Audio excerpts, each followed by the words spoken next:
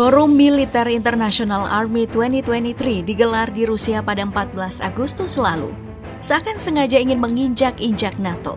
Dalam forum ini gak cuma memamerkan berbagai persenjataan canggih, tapi ternyata Rusia juga memamerkan berbagai trofi perang berupa kendaraan tempur yang sukses direbut selama perang melawan Ukraina yang telah hancur atau rusak.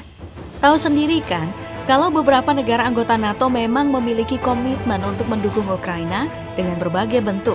Salah satunya adalah bentuk alutsista untuk membantu Ukraina sejak Rusia menginvasi.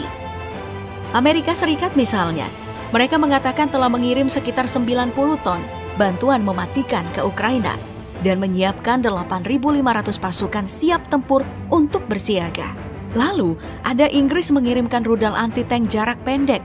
Lalu Denmark, Spanyol, Prancis dan Belanda juga memasok jet tempur dan kapal perang serta masih banyak lainnya.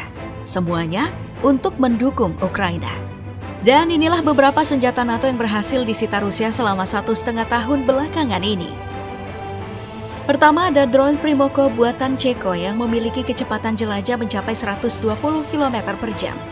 Seperti yang diketahui, Republik Ceko adalah negara Uni Eropa pertama yang memasok tank serta senjata lainnya untuk Ukraina sekitar sebulan setelah invasi Rusia dimulai.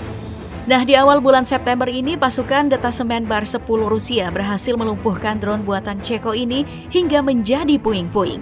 Tapi meski kondisinya sudah tidak utuh, Primoko UAV SC ini tetap dibawa pulang untuk diserahkan kepada ahli militer untuk dipelajari lebih lanjut. Drone yang mampu membawa muatan hingga 30 kg ini memang bertugas untuk melakukan pengintaian. Dan kala itu drone ini sedang terbang menuju kota Energodar ketika pasukan Rusia melihat dan langsung menembaknya hingga jatuh di Zaporizhia. Sejak November 2022, Ukraina sudah menerima 6 buah drone Primoko One ini. Tidak tanggung-tanggung, harganya per unit mencapai 500.000 euro atau sekitar 8 miliar rupiah. Wah! Rusia beruntung banget ya. Walaupun udah gak bisa dipakai lagi, tapi mereka bisa menggunakan bahan-bahan yang masih bisa digunakan kembali. Buktinya, pada 2 Agustus lalu, ada tentara Ukraina yang sempat menemukan drone Lancet Rusia yang di bagian mesinnya ada tulisan buatan Republik Ceko.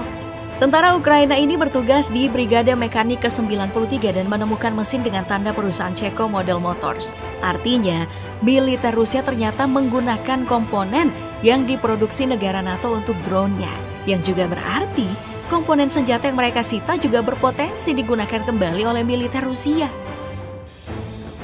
Selanjutnya, ada ratusan senjata anti-tank atau peluru kendali Javelin buatan Amerika Serikat dan rudal Next Generation Light Anti-Tank Weapon alias NLAW produksi Swedia yang disita Rusia akibat ditinggalkan oleh tentara Ukraina secara terpaksa karena sudah terlalu berat untuk diangkut.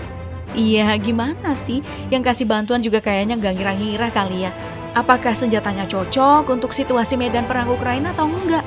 Padahal, saat Jerman dan Inggris memasok rudal anti-tank ini, mereka menganggap bakal berperan penting bagi Ukraina dalam peperangan melawan Rusia. Soalnya NLAW diklaim bisa meluncur menuju target hanya dalam waktu 5 detik dengan jangkauan hulu ledak mencapai 600 meter. Javelin malah bisa lebih unggul lagi, bisa sampai 2.500 meter. Sayang banget kan, ternyata ujung-ujungnya rudal ini malah dibuang dan akhirnya jatuh ke tangan Rusia. Emang sih, kedua rudal ini beratnya 12,5 sampai 22 kg. Kalau pengangkutnya nggak memadai, kan repot juga ya diangkat sendiri kemana-mana. Namun yang lebih parahnya lagi, senjata-senjata yang telah disita ini kemudian dikirim Rusia ke sekutunya Iran. Banyak yang curiga jika senjata-senjata ini bakal dianalisis dan direkayasa oleh Iran untuk dijadikan senjata baru dan mereka gunakan. Selain itu, Rusia juga menyita sistem rudal anti pesawat FIM-92 Stinger pemberian Amerika Serikat untuk Ukraina. Padahal, seluruh kendali darat ke udara ini ditujukan agar Ukraina bisa menembak jatuh helikopter milik Rusia. Tahu-taunya udah jatuh ke tangan Rusia aja, bahkan sudah sampai ke Iran. Begitu juga dengan sistem peluncur roket ringan berteknologi tinggi, alias High Mobility Artillery Rocket System disingkat HIMARS. Roket canggih ini merupakan bantuan paket bantuan dari Amerika Serikat sejak Juni 2022. Namun pada bulan Februari 2023, Rusia berhasil menghancurkannya dan menyita yang tersisa kala pasukan Kremlin menyerang pos komando 3 Brigade prajurit Ukraina di dekat Malinovka di Donetsk. Padahal saking canggihnya nih, HIMARS ini bisa diisi ulang hanya dalam waktu sekitar 1 menit loh. Apalagi jangkauan roket HIMARS bisa mencapai 80 km, 2 kali lipat jangkauan howitzer M77. Senjata yang lebih dulu dikirimkan Amerika Serikat untuk Ukraina. Berikutnya, ada tank Leopard pemberian Sekutu Barat yang sejak bulan Juli diklaim oleh Rusia telah habis dihancurkan. Vladimir Putin bahkan mengklaim bahwa angkatan bersenjata Ukraina telah menderita kerugian 10 kali lipat berkat itu, karena juga berhasil merebut kendaraan tempur Bradley milik Amerika Serikat. Setelah itu, rudal jelajah Storm Shadow milik Inggris pun mereka libas. Yang membuat Inggris semakin khawatir karena ternyata rudal jelajah yang memiliki teknologi rahasia ini direbut Rusia dalam keadaan utuh. Udah pasti, teknologi rahasia yang membuat rudal ini mampu menjangkau 250 km bakal dipelajarin dan diduplikat menjadi senjata baru dan bisa digunakan menyerang balik musuh-musuhnya, terutama Inggris sendiri. Saat ini rudal yang berhulu ledak seberat 450 kg ini telah dibawa ke Moskow untuk dipelajari mulai dari material hingga teknologinya oleh pakar militer. Kemudian menyusul kendaraan tempur infanteri CV-90 buatan Swedia yang direbut Rusia setelah serangan di dekat Kremina, Luhansk terjadi. Padahal, kendaraan tempur lapis baja ini dikenal akan kecanggihannya karena dirancang dengan mobilitas taktis dan kemampuan bertahan yang tinggi, bahkan peluru penembus baja 30 mm pun sanggup dihalau. Selain itu, CV-90 dilengkapi dengan senjata utama berupa meriam Bofors 40 mm dan senapan mesin koaksial 7,26 mm serta mortir 71 mm. Setelah direbut, CV-90 bakal dipelajari untuk mengetahui titik lemahnya, sehingga Rusia bisa lebih mudah melakukan penyerangan saat bertemu kendaraan tempur ini lagi. Gak tanggung-tanggung, Menteri Pertahanan Rusia Sergei Shoigu terjun langsung ke Ukraina untuk mengecek rampasan perang ini. Wah, wajar sih kalau NATO jadi mulai insecure. Jauh sebelumnya di bulan Juni 2022 lalu ada kabar kalau Caesar Self-Propelled Howitzer yang dipasok Prancis untuk Ukraina juga dirusak Rusia. Kendaraan militer ini sering digunakan oleh pasukan Ukraina untuk memukul mundur pasukan militer Rusia yang masuk ke wilayahnya. Dilengkapi dengan laras 155 mm, kaliber 52 kendaraan ini menjadi sangat diandalkan.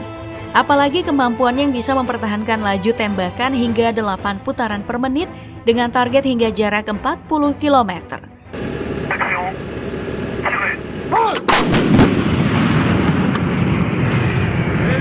Namun sebenarnya, informasi militer Rusia yang diduga menyita 2 howitzer Caesar Prancis ini tidak begitu akurat. Kabar ini pertama kali disebarkan lewat media Rusia dengan mengutip tweet pengacara asal Prancis, Régis de Castelnau. Namun setelah ditelusuri, hal ini justru dibantah oleh Departemen Komunikasi Strategis Angkatan Bersenjata Ukraina. Lagi pula, Régis de Castelnau tidak menyertakan bukti kuat atas apa yang dia sampaikan dalam tweetnya. Tapi, kabar itu terlanjur tersebar. Beda cerita dengan tank AMX-10 buatan Prancis. Ini udah dipastikan bukan hoax, soalnya emang jelas-jelas dipamerkan oleh pasukan Rusia di kota Mariupol, Ukraina. Tak lama setelah mereka berperang dengan militer Ukraina di wilayah Zaporozhia. Kendaraan tempur lapis baja ini berbobot 20 ton, memiliki roda, serta dilengkapi dengan meriam 105 mm yang dipasok Prancis sebanyak 10 unit demi digunakan Ukraina untuk memburu tank musuh. Tapi sayangnya, saat berhadapan dengan pasukan Rusia, entah mengapa mereka justru malah lari meninggalkan tank ini dalam keadaan utuh. Sehingga Rusia dengan bangga menyita tank ini tidak dalam keadaan rusak sedikit pun. Belakangan ada seorang komandan militer Ukraina yang angkat suara bahwa memang menurut mereka kendaraan tempur AMX-10 sumbangan Prancis ini tidak cocok untuk beraksi di garis depan di Ukraina karena lapis bajanya terlalu tipis. Jadi cocoknya cuma sebagai pendukung tembakan, bukan di garis terdepan.